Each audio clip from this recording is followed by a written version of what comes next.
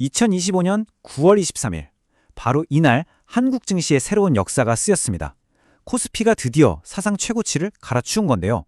와, 정말 대단한 날이었죠. 그래서 오늘은요, 이 숫자 뒤에 도대체 어떤 이야기가 숨어 있는지, 왜 이런 기록이 나왔고, 이게 우리한테 뭘 의미하는지 아주 제대로 한번 파헤쳐 보겠습니다. 자, 그럼 바로 시작해 볼까요? 바로 이 숫자입니다. 3486.19. 이게 바로 9월 23일 코스피의 새로운 종가, 그러니까 사상 최고 기록이에요. 장중에는 무려 3494까지 갔었어요. 정말 모두가 그렇게 바라던 3500선 고지가 진짜 코앞까지 왔던 정말 기념비적인 순간이었습니다. 자, 그럼 궁금해지죠?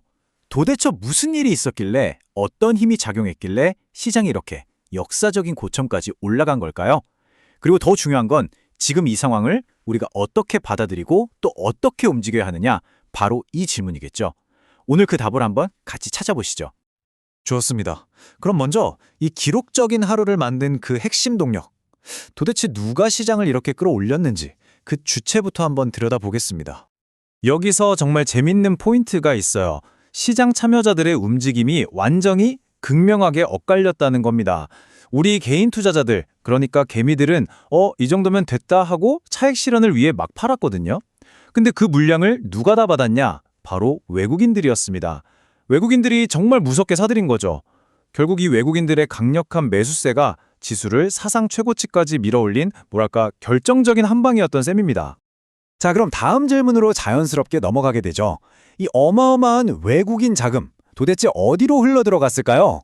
그들의 쇼핑 리스트, 그 맨 위에는 과연 뭐가 있었을까요? 네, 목표는 아주 명확했습니다. 바로 삼성전자였죠. 이날 외국인들이 사들인 돈의 상당 부분이 바로 이 삼성전자로 그냥 몰빵된 거예요. 그러면서 삼성전자는 52주 신고가를 새로 쓰는 기염을 토했고요. 와, 이건 시장 전체를 삼성전자 혼자서 끌고 갔다고 해도 과언이 아니죠. 아니 근데 왜 하필 삼성전자였을까요? 많고 많은 종목 중에 말이죠.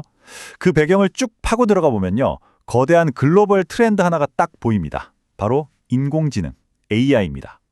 이 흐름을 한번 보세요. 이게 어떻게 연결되는지. 모든 시작은 미국이었어요.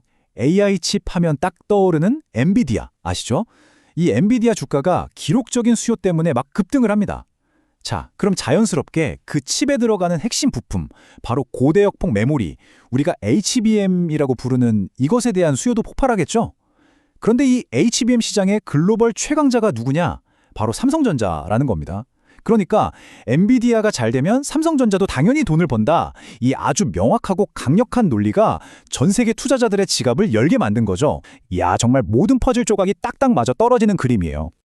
이렇게 시장의 기대감이 한껏 부풀어 오르니까 증권사들이 여기에 기름을 붓습니다. 여러 증권사에서 보고서를 쏟아내기 시작하는데요. 내용인즉슨 메모리 반도체 시장 살아나고 있고 AI 수요는 폭발적이니까 삼성전자 3분기 실적 시장 예상을 훨씬 뛰어넘는 어닝 서프라이즈 나올 거다. 이러면서 목표 주가를 10만 원 이상으로 올려잡는 거예요. 이런 긍정적인 분석들이 쏟아지니까 투자 심리가 더 뜨거워질 수밖에 없었겠죠. 자, 좋습니다. 지금까지는 시장이 왜 올랐는지 그 뜨거운 상승 엔진을 들여다봤는데요. 그럼 이제는 시장의 전반적인 건강 상태, 그러니까 체력을 한번 체크해 볼 시간입니다.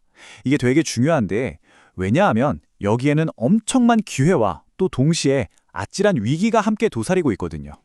지금 시장에 풀린 돈, 이 유동성을 보면 딱 두 개의 얼굴을 하고 있어요. 한쪽 얼굴은 65조 원이 넘는 고객 예탁금입니다. 이건 언제든 주식을 살 수 있는 아주 든든한 실탄이죠. 역대 최대 규모예요. 근데 다른 쪽 얼굴을 보면 우리가 흔히 B2라고 하는 신용거래 융자 잔고, 그러니까 빚내서 투자한 돈도 어마어마하게 많다는 겁니다. 이건 정말 위험한 베팅이 될 수도 있거든요. 아니, B2가 왜 그렇게 위험하다고 하는 걸까요? 핵심은 바로 반대매매라는 것 때문입니다. 이게 뭐냐면 내가 빚내서 산 주식 가격이 뚝 떨어져서 담보 가치가 부족해지잖아요? 그럼 증권사에서 물어보지도 않고 그냥 강제로 내 주식을 팔아버리는 거예요. 근데 이런 강제 매물이 한꺼번에 쏟아져 나오면 어떻게 될까요? 주가 하락 속도는 걷잡을 수 없이 빨라지는 악순환이 시작되는 거죠. 그래서 높은 신용융자 잔고는 시장에 숨겨진 시한폭탄이나 마찬가지라고 하는 겁니다. 자, 그럼 정리해봅시다. 한쪽엔 긍정적인 신호가 가득하고 다른 한쪽엔 위험 신호가 번쩍이고 이런 복잡한 시장 상황 속에서 우리는 과연 어떻게 길을 찾아가야 할까요? 마지막으로 가장 중요한 투자 전략에 대해 한번 정리해 보겠습니다. 다시 한번 머릿속에 딱 정리해 볼게요.